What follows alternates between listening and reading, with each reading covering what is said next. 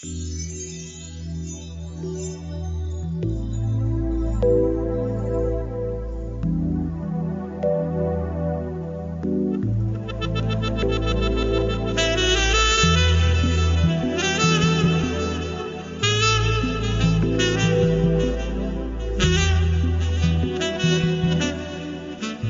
time for love. It's time for your love coach. Let's find out if you're ready for love. Here's your marvelous host, Nikki Lee. Hello, and welcome to Ready for Love Radio. This is your host and love coach, Nikki Lee. Today, we are going to talk about your own brand of sexy. Now, we all know that the media and everybody else has their own perception and their own ideal of what's sexy. And let's be honest, who in the world can fit that ideal? You know, come on. And unless you're a size 2 and unless you're blonde hair, blue eyes, and perfect, nobody fits that. I mean, seriously. And who wants to be? I mean, size 2? You know? At my skinniest, I wasn't a size 2. I probably wasn't even born a size 2. So anyway, today we're going to talk about how to create and be your own brand of sexy. And to talk about that, I have got Dr. Susan Edelman with me today. Let me just tell you a little bit about her. She is a psychiatrist and an adjunct clinical associate professor at Stanford. Now, this is a little bit of how she introduces herself. She says, over the last 30 years of private practice, she's realized a dangerous trend. Despite advances, women across generations still struggle with having a voice and standing up for themselves. We think it's getting better, but it's not. The same struggle is why women don't get what they want from men. It's painful. In many cases, it stops them from getting what they want out of life. That's why she wrote, Be Your Own Brand of Sexy, a new sexual revolution for women. I want to support the women who walk through my office door and still need a helping hand. Now, with the book, she's able to help a whole lot more women. I'm hoping I can call you Susan. Absolutely. Please do. Yeah, I am thrilled to have you with me today. We are going to share some awesome information. I've looked over the questions we got prepared, and I am so excited about this interview. Well, I'm so excited too, and it's great to be with you, Nikki. You covered on so many things that I say to people, and I've thought before, and I just, man, this needed to be written. It really did. Well, I felt like somebody needed to write it, so I'm glad you feel the same way. Thank you so much. Well, like I said, I don't know what, I was too young for the first sexual revolution, and I don't know what they were planning for with it, but, man, it hasn't been accomplished yet. What I think needs to happen has not happened yet. So I agree with you that we need another one, and we either need to plan it better or execute it better. One of the two needs to happen. I think you're absolutely right. I think we have a better group of people to execute it better this time. Well, a lot was changing in the 60s all at once, too. So now we have a little more perspective since it's later about how to tweak it, too. All right. Well, maybe. Okay. Maybe that'll help. So, I'll tell you what, maybe we'll have some more insights by the end of the show, too. You never know. That'd be great. Awesome. Well, I'll tell you what, and we're going to have a recording and a replay of it, so that in case we need to share it with anybody, we'll have it immortalized. How about that? Oh, that's really wonderful.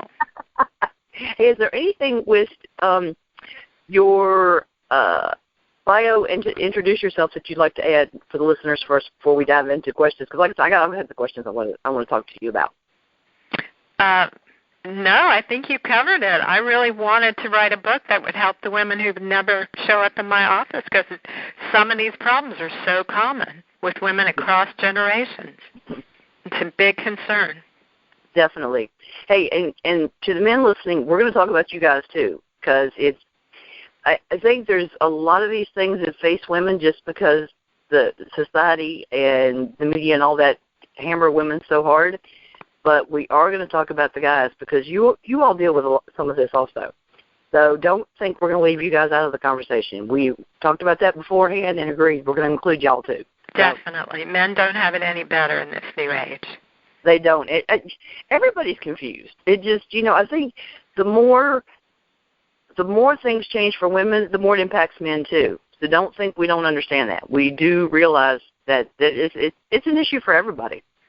Well, and I noticed too, you've got a section in there about, teenagers, and even younger than teenagers. It's ridiculous. It impacts everybody.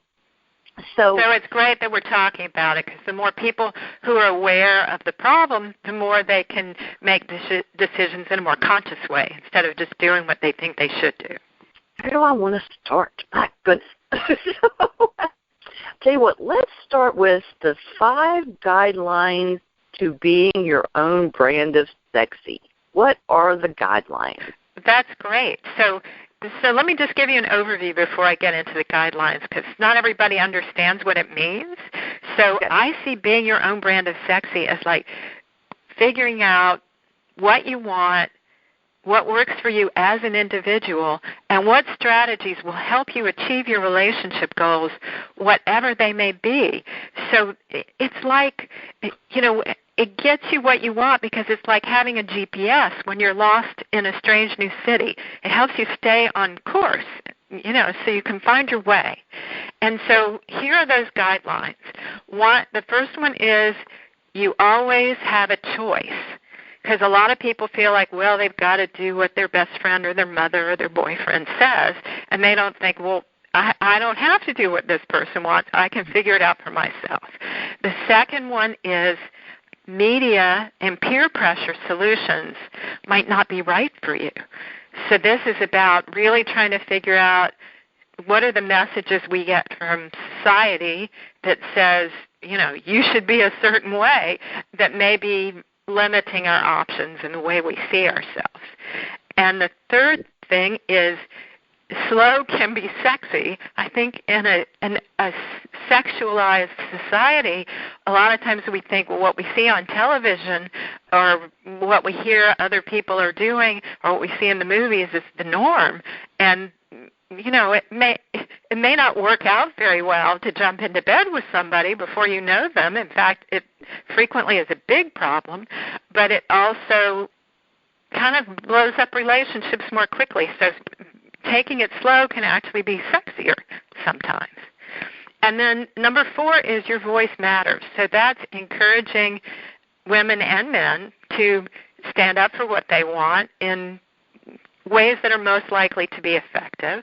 And number 5 is if a guy isn't respecting your voice, move on.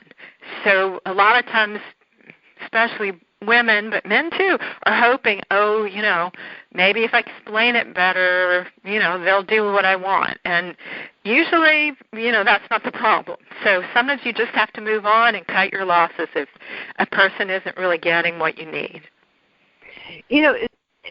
Too many times it seems people are like, if the person's interested or they're paying attention to me or you think they're paying attention to me, they'll stick around whether it's working or not.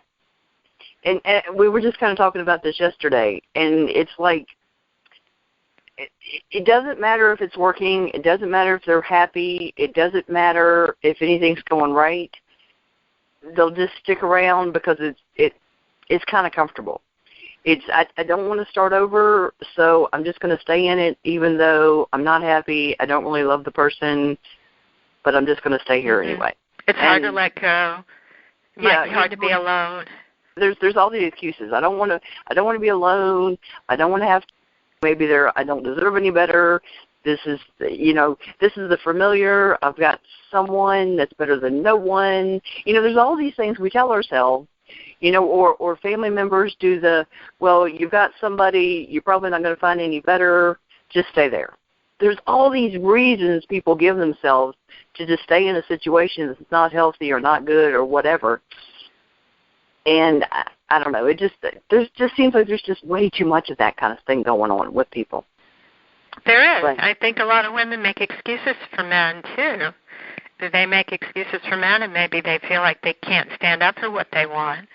Right. And so it's hard to know in the situation you're talking about, have these people actually tried to stand up for themselves and it still doesn't work, or are they just kind of holding it in and not trying to stand up for what they want? I think there are a lot of women especially who just have trouble saying no, so they kind of go along with things they're not happy about and they resent it, and they don't necessarily pull back and, you know, say, no, I don't want to come over late at night, or no, you know, I'm not interested in having casual sex if you won't commit.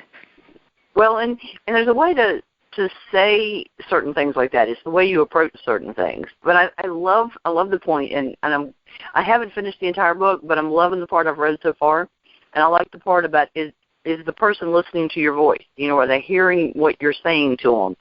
And it's okay to say no. And I went through this with somebody recently, and they're saying this kind of thing. I'm like, okay, you're not hearing what I'm saying to you, and you need to start hearing me, or you're not going to hear anything I have to say, because I'm not going to talk to you anymore. You know, I'm going to make this really easy for you. You need to start hearing me, or we're just going to talk. It's that simple, you know. So, and it's that kind of thing. It's like, and I'm like, you know, do people you usually talk to respond to this approach? You know?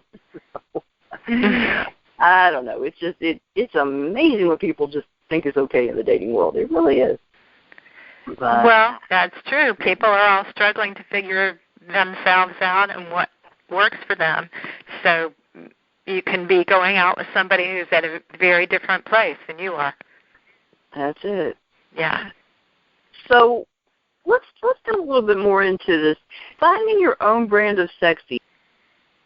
When a person does that, and like I said, we're going to talk about that in a lot more detail in the next 45, 50 minutes, how does that help them get what they want? Because ultimately we should all have a goal of getting what we want and need in life, okay? So how does this, developing our own and getting our own brand of sexy, how does this get us to the goal of getting what we want and need in life? Well, it helps people clarify where they're going, first of all, because some people are dating without a clear idea of what they want. Do they want a relationship, or do they just want to be treated better by men or women? You know, I think that's part of the problem sometimes, is we just sort of go with the flow and think, well, you know, whatever. I don't have to decide that for a while or something, but it really helps if you have a little more of an idea of where you're going so that you do get what you want. And I think the other thing is that kind of knowing how to get there, or at least to keep you on track, really keeps you moving forward, because a lot of people that I've seen repeat the same mistakes in their relationship, and it's harder to break out of that if you're not clear where you want to end up and how to get that. So it's sort of like setting a goal and trying to get there on this path that might be kind of long, right? And frustrating and discouraging. Dating can be really tough with the rejection and people not understanding you. So in order to really reach your goal, the clearer you are about it and the more you know about how to get there, the better, you know, the more likely you are to actually reach it. That's true. You know, when you're reaching out to people and you're looking for somebody to go out with, and they say, so what are you looking for, and you know, what's your goal with going out? You should have an answer for that. You know? Well, you should have an answer for that, and you don't necessarily always want to tell the other person exactly what it is. You know, I think for depending on who it is and how well you know them. I mean, sometimes I think some women are more comfortable being completely upfront, and other women are a little too eager, and it comes off that way with men, and so they maybe have to play it cool a little bit more. And sometimes I think there's a way of trying to figure that out in terms of what works for you or not. Because I think some women are like, well, I want to have 3 kids, and I want to do it before I'm X age. And, you know, that can be kind of threatening for a guy who you just met. Well, I'm thinking as far as if you're looking for something casual, if you're looking for something serious. Yes, like that. Absolutely.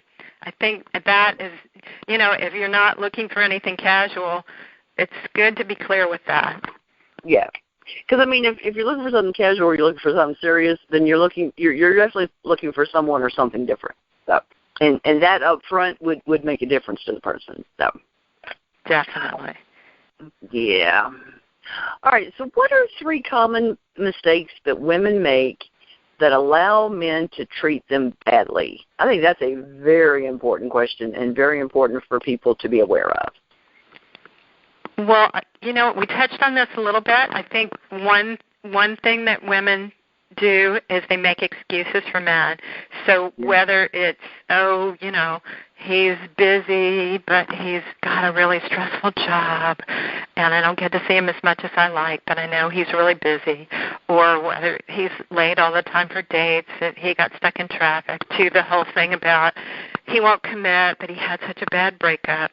So these aren't helpful things for women to do, to make these kind of excuses for guys, because and, you wonder, do women have trouble feeling like they deserve it? Or like you said, Nikki, are there other issues about having to move on that get in their way? But I think that's one of the big ones. And the other one is that they don't say no to things that they don't want. So if a guy invites them to come over to his place late at night and they kind of resent it, but they go anyway, well, that isn't really standing up for yourself. So that's the kind of thing where you don't even have to answer the phone if the guy calls you late at night, So it's there are all kinds of ways that we can say no to things that don't even involve like a big old conversation. And I think that the third thing that women do that I think is really a big problem and different is that they don't appreciate the nice things that men do for them.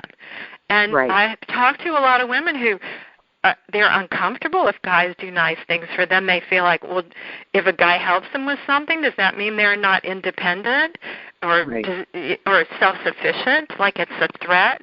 I've talked to men who told me they opened a woman's door for them, and one guy told me he got slapped when he did it. I mean, they were just trying to be nice. So we need to be able to appreciate the nice things men do for us, because that encourages them to keep being nice to us. We want that. Yeah, I've that one leaves me speechless. Come on. I have no problem with chivalry, none whatsoever. I'm perfectly capable of opening the door myself, but you know what? Somebody wants to open the door for me, have at it. Just wow. I have no issues with that whatsoever. But you know what? And a couple of things you said made me think of this. Did you ever watch The Golden Girls? Yes, I love that show. Okay, and we all know Blanche's reputation on the TV show. Okay, okay. I mean, she was a blast. She was a lot of fun. Okay. Did you ever see the one where she dated the guy who wanted to take it slow? I don't remember. There was only one episode like that. It's hard to forget this one. But he wanted to take it slow, and she was good. She thought he didn't like her because he didn't kiss her and he didn't want to have sex with her, and she was really confused. She really thought he didn't like her. And so she broke up with him, and he came over and he says, I just wanted to take it slow. And she's sitting there beside him, and he says, I just want to caress your cheek, and he rubs his hand down her cheek and, take it slow and kiss you. And he says, but if that's not good enough, he says, no. And then he gives her just he comes back and he gives her this nice kiss, and he says, we could start over. She's like, oh, yeah. And so Betty White comes in and she says, how do you feel about this? And she says, I feel like a lady. And it was all different, but she realized that maybe this was something she would enjoy. Maybe just hopping into bed with every Tom, Dick, and Harry wasn't the way to go, and she realized that she felt really special being treated this way and all this kind of stuff. And it was a neat contrast for the character, and to see her realize the difference in the way she was being treated, and then she really enjoyed it. So it was a really cool episode to see the difference in her character, kind of thing. I'm gonna have to look for that rerun. It was neat. Like I said, it was just neat. The man was a widower, and he'd only been with one person ever in his life, and it was just, like I said, it was a cool episode. And, I think a lot of the research does show that women feel more desired when the guy's putting in more effort to pursue them. So I think these trends toward casual sex aren't doing good things for romance and for either sex, really. Because, we're missing the pursuit and the feeling desired, and the guys are missing, getting to chase us and make us happy and that kind of thing. So we're missing a little bit of the chemistry what people might have had in the old days. Mm-hmm.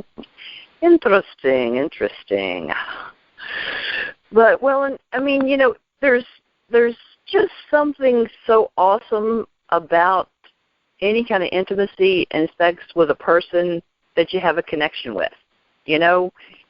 Once you've got that connection with the person, it's just so much better. Yeah. Anyway, just saying, just putting it out there. That's so true. And I think a lot of women think they do have a connection with someone when they maybe don't know them all that well to know, too. Right. And a connection doesn't mean you talk to them twice on Facebook. But I'm just saying. Yeah. Or that you have a really good one date, It may be that you need more than that to get to know a person. Well, I want to start a campaign that Facebook have more than just your friends or you're in a relationship. Okay, there needs to be, like, dating and a relationship are two separate things. That's pet peeve of mine. That's interesting. Well. Yeah. Well, you see people and they've been talking to each other, and they were friends. They weren't friends yesterday. They are friends today, and then by tonight they're in a relationship. It's like, no, you're not. Let me see. Okay. Now, speaking of all these things, many women aren't really sure when it's time to have sex with a new man. So, what are some critical questions that a woman should ask herself? And, okay, the men may not like this part of the program, but stick with us there, okay? Stick with us. So what are critical questions that every woman should ask herself before she thinks about having sex with a new guy? Well, I think the number one most important question is, does he want what I want? And you kind of touched on that earlier. You want to know him well enough to know if you have the same goals for the relationship. Do you both want something serious, or does one or both of you want a casual fling? And, I think a lot of people feel awkward discussing this topic. And if they don't feel like they can talk about it, maybe they're just not ready to have sex with the person yet, because you really want to get the answers you need so you're not sorry later. And even though the man might prefer the woman go ahead and have sex with him, it's not fun to have a woman who's real mad at you or feels like you lied to her either. So it may be better for both sexes, really. The second question I think that would be good to ask is, how am I going to feel if we have sex and he disappears? And maybe this sounds negative, but it's an important thing to ask, because I think we're getting the message from society that we should be able to brush off any feelings that we have about feeling rejected by a man that someone's had sex with, because, modern women don't have these problems, but we're really built for attachment, men and women. So I can't tell you, Nikki, how many women have said, what's wrong with me that I get so attached after having casual sex? But the problem is not them. The problem is our society's kind of asking us to go against the way we're built. I think it's just important to be honest with yourself and protect your heart. And the other question I think women should ask themselves is, how much will I regret passing on sex if I never hear from him again? And, I think this is a common concern, but the other part of it is, if you really think you need to have sex to keep a relationship, is that really a relationship you want? Because most guys are willing to wait a while if they're really into you to have sex. It's not like today's the day or forget it. There's two different things. You're either going to have some sort of relationship with a person. You may be friends with benefits. There's so many different sorts of quote unquote relationships. Okay, you can be looking for an actual relationship with a person. You could do like a friends with benefits sort of thing. You can have, or you can consciously just have a one-night stand with a person. Okay, there is such a thing, and there's a lot of people that do that. So let's just, since we're kind of discussing this, why don't we just go ahead and discuss, should a woman go ahead and have a one-night stand? That's a question a lot of people think about, whether it's when they're having a night at the bar, whether they just kind of run into like an old friend or whatever, run into a total stranger. What are some of the pros and cons to think about if a woman's thinking about having a one-night stand? Well, I think that these things are part of it. I think number one is, when people think, well, the sex is going to be good, and that's the biggest pro. But, of course, there's no guarantee. If you don't know this person, it'll be good. It might not be. And I think the other thing sometimes is people are looking for a little bit more, like maybe they'll be a friend or maybe they'll be some kind of relationship there, and people aren't always honest with themselves about whether they want that. So, and I don't know that happens super often. So it seems it's more common that it doesn't work out that way unless you've really known the person for a while or you've been super clear about your expectations from the beginning. But I think for a lot of people, it doesn't work out. So it's good to know yourself well enough and be honest with yourself about it, to know if that's something you can handle, because there really are a lot of cons. I'm not a big fan because I think that there are definite problems in terms of sometimes you can't know the person well enough to really trust their answers. There are men who lie about their intentions, and there probably are women who lie as well, right? And then you're, kind of in a vulnerable position if you do feel somewhat attached to them. I think that the main thing I'm worried about, kind of in a larger sense, is that you're training a man, if you're willing to kind of go along with something that feels a little premature to you, I think you're training him to kind of take you for granted and maybe not treat you so well. And so sometimes I think relationships start out that way where, the guy feels like, okay, she had sex with me, I don't have to work so hard anymore. And she feels like, oh, well, we're in a relationship now, so, I can relax a little bit. Only it doesn't go so well. So I think women sometimes mostly do better when they really get to know the guy, to see if he's going to stick around, if he's going to consistently treat her well, or if this is just let me have a few dates and see what happens kind of thing. So I think overall women do better with a little bit of a courtship period where they really get to know, is this somebody I can trust? Does he really want a relationship with me or not? And so on the relationship level, I think it often works better. And also I'm just concerned about on a kind of global societal kind of level. I mean, are we lowering all the expectations for men about how we want to be treated? We're basically saying, well, casual sex is no big deal, but now I want a commitment, and all the guys are used to casual sex, or, many of them, of course, not all of them, not all guys are into that at all. And there are some areas, especially like some college campuses and these kind of things, where the hookup culture is it. So these girls don't have a lot of options because this is kind of the environment. So I'm just not sure that in a global sense is good for women.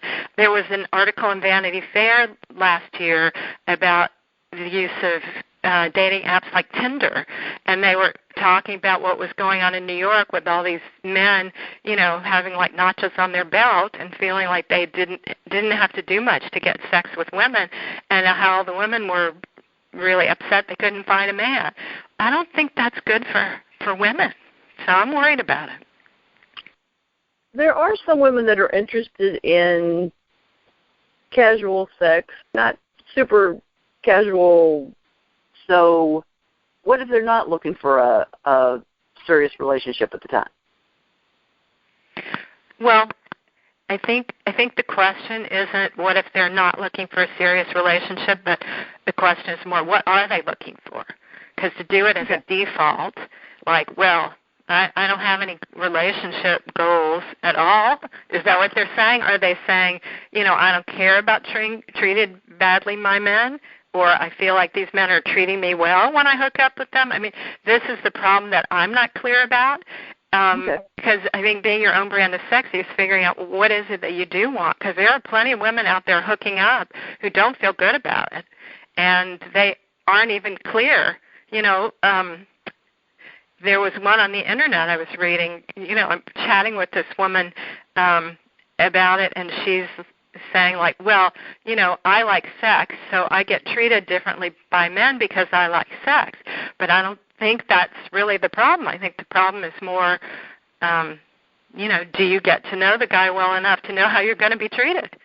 So if these women are okay with having casual sex, and if they absolutely don't want any relationships with men, and they don't feel like these guys are treating them badly, and they are completely happy with it, that's one thing. But there are plenty of women who feel like they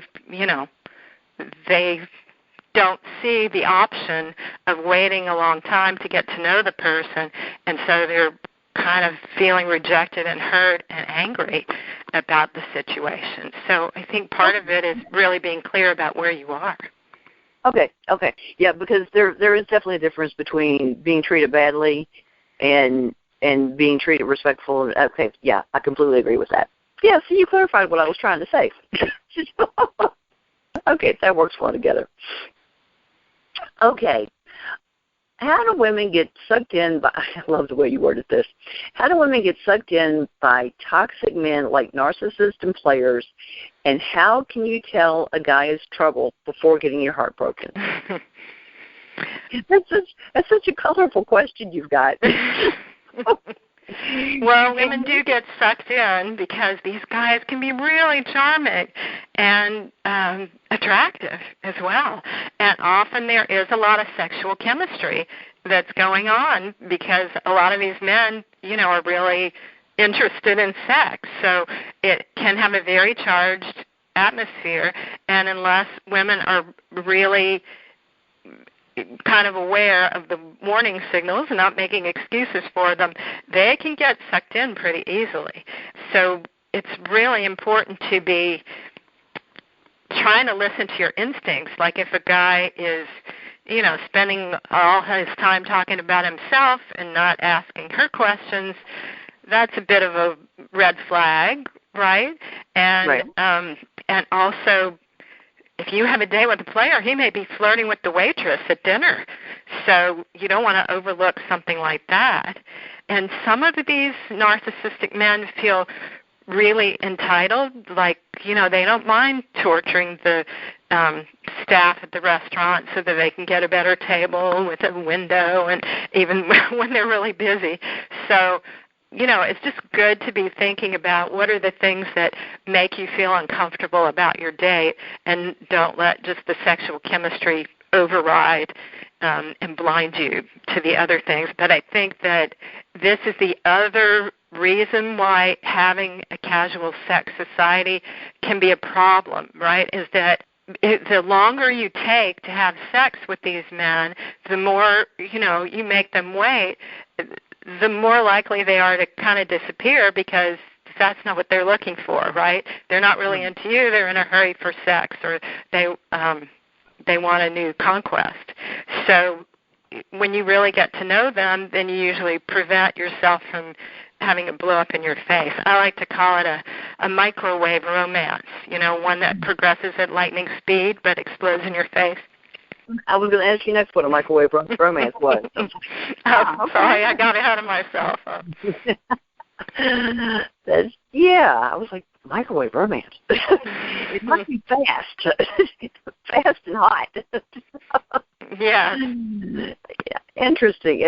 Yeah. Well, and I had a good friend, and actually he was my best friend, my brother's best friend, and he was really cute and very charismatic, and he always had lots of girls around him and all this. But I mean, he was such a dog. He was just such a dog, and he any girl that liked him, he treated her horrible, and I was, I gave him such a hard time about it all the time because, I mean, it was always about him, and he'd be out with a beautiful girl, and he'd be flirting with the waitress, and I'm like, would you just pay attention to your date, He's like, well, but I've got to spread it around. I'm like, no, you don't. You just don't. I've got to what? Spread it around? Oh, yeah. It's unfair for me to keep all this wonderfulness to just one girl. It's like, you're such a pig, Yeah, I actually ended up best friends with one of his ex-girlfriends. We're actually still friends to this day. But, yeah. But yeah, these guys are really hard to be girlfriends with, so it's really important for women to remember that when the chemistry is going on at the beginning, huh? Yeah, we decided the one good thing about her dating him is she learned all the things she didn't want in a husband. Yeah. She says, I made my little list of everything he did that I hated, and then when I found the person I wanted to marry, he didn't have any of those traits. I said, oh, good. So, but her husband has none of those traits whatsoever, and they're very, very happy together. Oh, that's great. Yes. So she's the anti-him. Her husband's the anti-him, the other guy. So how can women avoid the microwave romance and keep themselves from being burned? So taking it slow is a big way, and also, which I just talked about, but also this whole media thing. I don't know if you're aware, Nikki, that most of the movies and the TV shows and this kind of thing are produced by men. So we've got this, male-oriented, media teaching us how women should behave, and we see it as normal. So if we can't relate to it, like, ooh, we think, well, what's wrong with me that I don't look like that, or I'm not acting like that, or whatever. So we've got a real message machine of you should be sexy and sexual. And women need to be able to realize that that's just somebody trying to sell you something, right? And it isn't necessarily even the norm. It's just what they're, promoting as the norm. So it's important to figure out what's right for you as an individual. And this whole 3-date rule thing is so bad for women. So there's nothing good about that for women. There's no reason you have to decide in 3 dates if you're going to have sex with a man or not. Any guy who's not willing to wait longer than that probably it's just not going to work out with them. So I think that's not a good rule. A guy who's really into you is going to wait to have sex till you're comfortable, and if you're not comfortable, he's not going to disappear in 3 dates. I don't think. But women are, this is the problem. There's a whole book about women trying to figure out if guys into them or not. This is the biggest way to figure it out. Yeah, I don't know. I'm so tired of the dating rules and this rules and that rules, whatever. So this is good. I'm very big on communication. Okay, I'm just big on the fact that people need to learn how to communicate with one another. Okay, because I just said in the show last week that I think we're in an age where the younger people haven't learned to communicate, and the people that are older have forgotten how to communicate. Not everybody, but a really big percentage of people either haven't learned or have forgotten. Okay, so what is the most effective way to communicate with a man? Well, I'm a big communication fan as well, so I'm really glad you're asking me about this. I think that the best way is to make it short and sweet. I think in our culture we're living in this society where people go on and on about their feelings, and that's all fine and good, but it may not work with a man when you're talking about something that you don't like that he did, right? So it's better to find a short and sweet way to say it, or just say no thanks, right? You don't have to get into why you don't want to do it, because men get overwhelmed much more easily with intense feelings than women do. So you don't want to overwhelm a guy. You know, you want to kind of have fun with him, and you don't want to emphasize the negatives. You want to emphasize the positives, because it's just going to be more fun for everybody. So I think we're sometimes forgetting about that. So, you know, apparently, like, the four most dreaded words in the English language for men are, we need to have a talk, right? So this is why women just don't go, well, you know, I feel the psychiatry world likes I language, you know, where you start with I feel, or I don't like that, or, you know, I'm uncomfortable when you say things like that. But sometimes you don't even need that. If a guy is asking you to drive an hour to go have a date with him, you could just say, well, you know, that doesn't work for me, or casual sex doesn't work for me. That's the end of it. Get to the point. Yeah. Get to the point. That's 4 words. There you go. And then you give him the opportunity to come up with something else. Well, how about I drive to you? And you don't want to go on and on with, well, you know, my last boyfriend did that and blah, blah. It's not fun for him or you. No.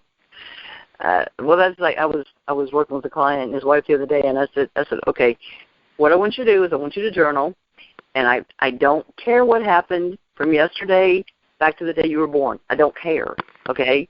Journal about from this moment forward. He's like, but what about, I don't care. But what about, I don't care. You know? If it happened prior to me meeting you, I don't care about it. We're going to go from right now forward. He's like, but what about, no, don't care. We're going to keep this positive from right now forward. You know, because everything we talked about had an excuse, and it all went for something that happened prior to, you know, and in an old bad relationship.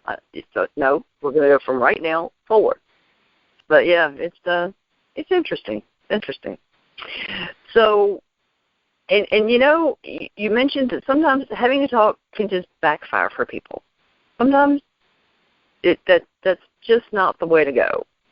Is that because we tend to mention things that maybe we didn't want to, or we delve into territory that we shouldn't have, or we bring up exes that maybe we don't want to talk about, or are there other reasons that backfires for us? Well, I think one of the major ways is that women can go on too long and men get overwhelmed and anxious, you know. It's upsetting to them. But I think there are all those other ways as well, because, you know, sometimes women are nervous about something and they want to bring it up right then.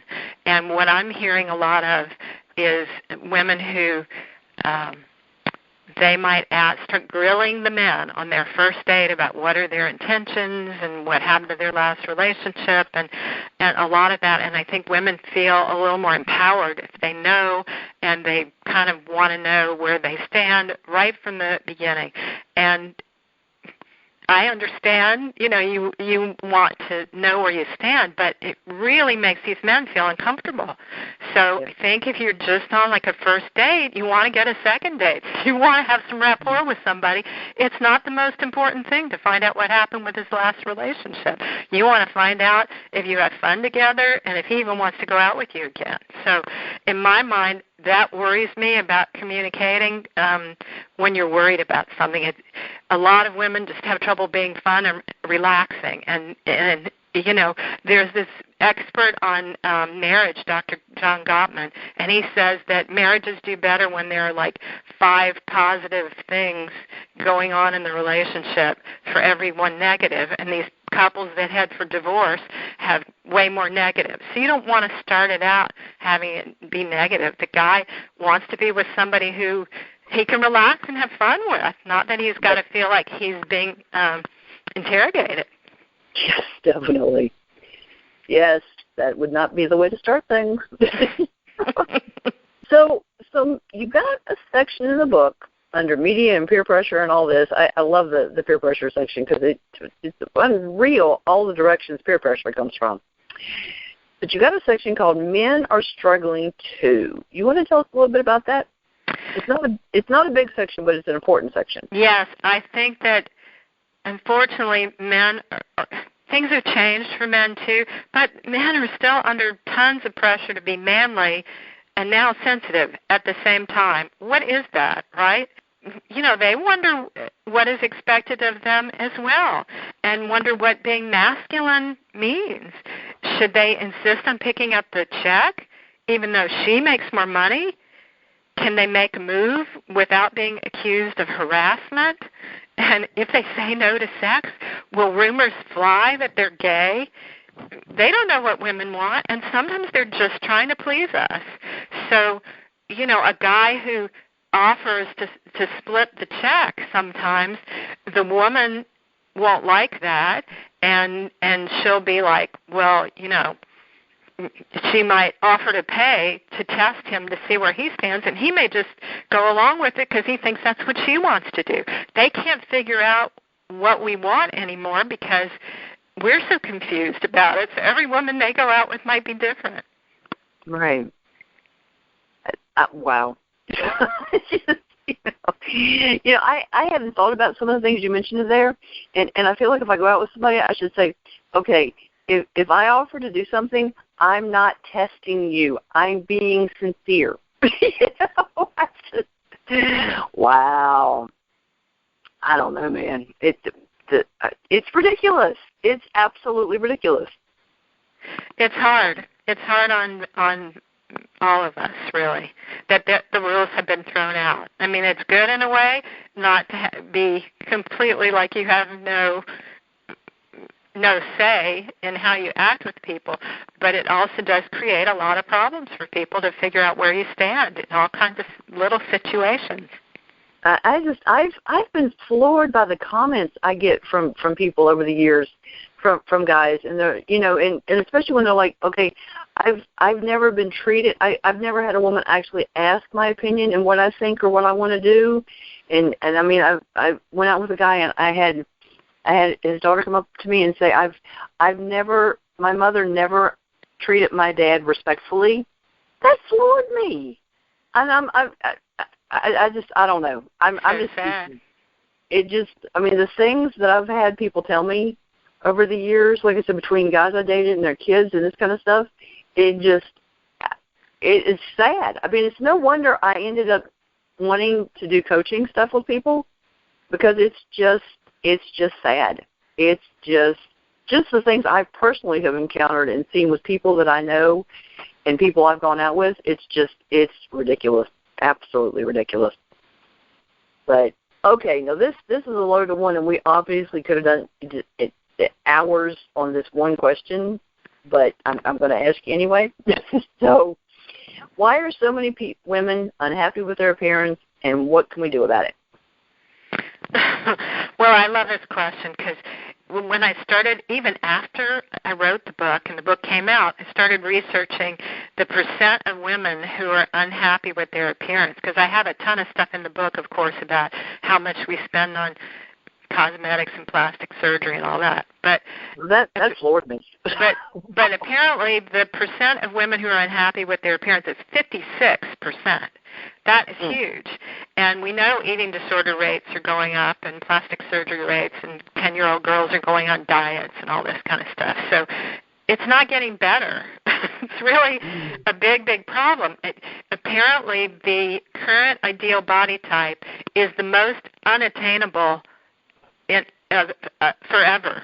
Like we're getting so that it's more unattainable. More people have to have plastic surgery to get this. So it's no wonder that we're unhappy with our appearance, because we're seeing all these gorgeous women on, television and movies, and we think we should be looking like that to be sexy and sexual. And we think being sexy and sexual is kind of like this super important thing, instead of realizing how important our inner beauty is, and not having to focus so much on our imperfections.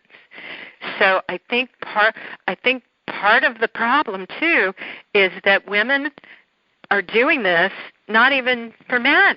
I mean, men don't want women to be as thin as women think men want them to be. So this is somewhat created by women.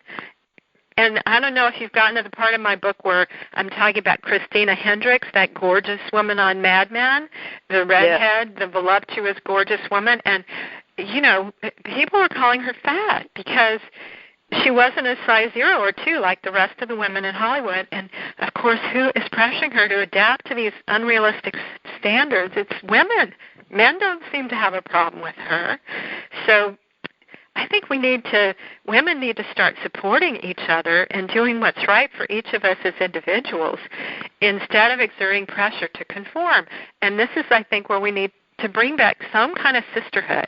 And people are telling me, well, you know, that's naive and women will always be competitive and that kind of stuff. But, you know, I think we're at a different place now than we've ever been when 56% of women are like this. And you know that if we're training these younger girls to think this and to go on diets, and the numbers are just going to get higher. Yeah, I was reading through that, and I Googled her just so I'm like, are you kidding? Wow. It's ridiculous. Why? You know, and I don't remember. I mean, I remember thinking, like, and I grew up when, you know, Charlie's Angels was on, and I remember thinking they were all beautiful and all this sort of thing. But I don't ever remember thinking that I had to look like any of them. I mean, maybe it was just me. You know, and I mean, I've always been tall, and you know, at one point I always have wanted to be thinner, but I don't ever remember thinking I had to emulate any of them, that I had to be that size, that I had to be that skinny. I wanted to be skinnier just because I wasn't happy with the size I was, but I don't ever, and I remember a lot of pressure from my mom and my grandmothers and all this, but I don't ever remember it being that obsessive and feeling that I had to emulate any star. I mean, I remember thinking they were beautiful, but I don't remember being that. You didn't feel pressure to go. No, do something about it. Yeah, I never felt that way. Maybe I was just weird or unusual. That was well, it. Well, maybe it's just getting worse, Nikki. Yeah, I guess. Yeah. I don't know. Strange. But yeah, actually, I've got a program I called Learn to Love, Accept, and Respect Yourself, and it's a 12-part program. And one of the sections we did was about body image and learning to accept and love your body the way it is. Understanding we all have flaws and there's things we can improve, especially, you know, health-wise and that kind of thing. But, you know, accepting your body and loving yourself even with your flaws. Because, I mean, there is so much and so many issues that people have with their body, and it's a big issue for people. It is, and I think partly it probably has to do with how your mother and father handled it as well. You know, did they comment on your body, or, you know, what did they tell you about it, and that kind of thing, and that's why it's so important for women to be more aware of the messages they're sending their daughters today, because a lot of them are, you know, looking in the mirror, complaining about how fat they are, and that's sending a direct message to their daughter about how to feel about herself. You know what? Yeah, I dealt with, like I said, a lot of that with my mom and then both my grandmothers too. I did a show ages ago with a mother and then with her stepdaughter. And what I did is I interviewed them separately, okay? And what she had done is her stepdaughter was taller than normal, which I can thoroughly appreciate, and she was also a plus-size model. And what she did to help her with some self-esteem issues she had, dealing with being taller and then being heavier too, is she got her into doing some modeling and some beauty pageants and this kind of thing to help her to build up her self-esteem and her confidence, and it's done wonders for her. And so what I did is I interviewed both of them on how it was working from the mother's perspective and from the daughter's perspective. It was really cool interviews. And it was neat to hear both of their perspectives on how it had worked and what it had done. And one of the really neat points that she brought out I hadn't thought about was not only how she talked to her daughter, but how she talked about herself that her daughter heard. She says, no matter how much I talked to her and told her she was beautiful just the way she was, she says, it dawned on me one day how I talked about myself and my own body. She says, because if I told her she was beautiful, but then I bashed my body and said that I looked bad being overweight, she hurt me. She says, if I told her she looked beautiful being overweight, but I said that I looked bad being overweight, what did that say to her? It's a good point. Yeah, it's a mixed message. Yeah, if you don't give the same message to your daughter and yourself, huh? Exactly. Like I said, it was a good point. I hadn't even thought about it. I was like, you know what? You got a point there. But yeah, we gotta think about these things. Okay, so we are actually just about out of time. I knew it was going to fly by. You want to let the listeners know how they can find you? If you just want the website name, it's BeYourOwnBrandOfSexy.com. Thank you so much for having me on your show. It's so wonderful to get to chat with you about all these things. It was great having you. And definitely check out her website. I actually just went on her website earlier, and I signed up for her newsletter. And she's got another giveaway with, I think it was dating tips. I got that. I signed up for it. I haven't got it yet because we started recording before I got to go over and get that. Yeah, there's a quiz if you want to find out if you're being your own brand of sexy. That's what it was. That's it. It's from the book. Part of the book. That's it. Oh, and she's got a neat quiz in the back where she introduces you to what was it, Tardy Ted and I forget who they were, but she's got cute names for the different people. Let me see, Bold Brandon. Oh yeah, the dates. Yeah. The different how do you handle different dating situations? And then you can fit Bold Brandon, Proposing Pete, Non-Exclusive Eric. Yep. I was reading through those earlier too. So neat stuff. I highly recommend the book. So excited that you like it, Nikki. But very interesting. Like I said, I love that, and I think it's definitely time to start a new sexual revolution. We need to do it better this time. Need better execution. Definitely. Definitely. I hope you enjoyed the show and got some great information and enjoyed our talk about developing your own brand of sexy. Don't let anybody tell you how you have to be. Be your own self, love yourself the way you are, and have your own brand of sexy. And if you want to hear the replay or get more information about Dr. Edelman, you can go to lovecoachjourney.com/brandofsexy. And anytime that you want to go to the archives, the link is at the bottom of any of my promotional images. It's also linked on my archive page on the website, which is lovecoachjourney.com/archive. You can find that there, like I said, or the link is at the bottom of any of my promotional images on the website. And also on that page, you can go and near the top of the page, right below the logo picture, you can put in your email, and you'll be notified every time a new show airs on Thursday night. And right around 10 o'clock Eastern, 7 o'clock Pacific, you'll get an email that'll tell you the new show that came out and give you a link right to the archive site to hear that show. And, of course, you can also access any of the other shows that are there. So I hope you enjoyed the show. I hope you have a great week. And I'll be with you next time on Ready for Love Radio.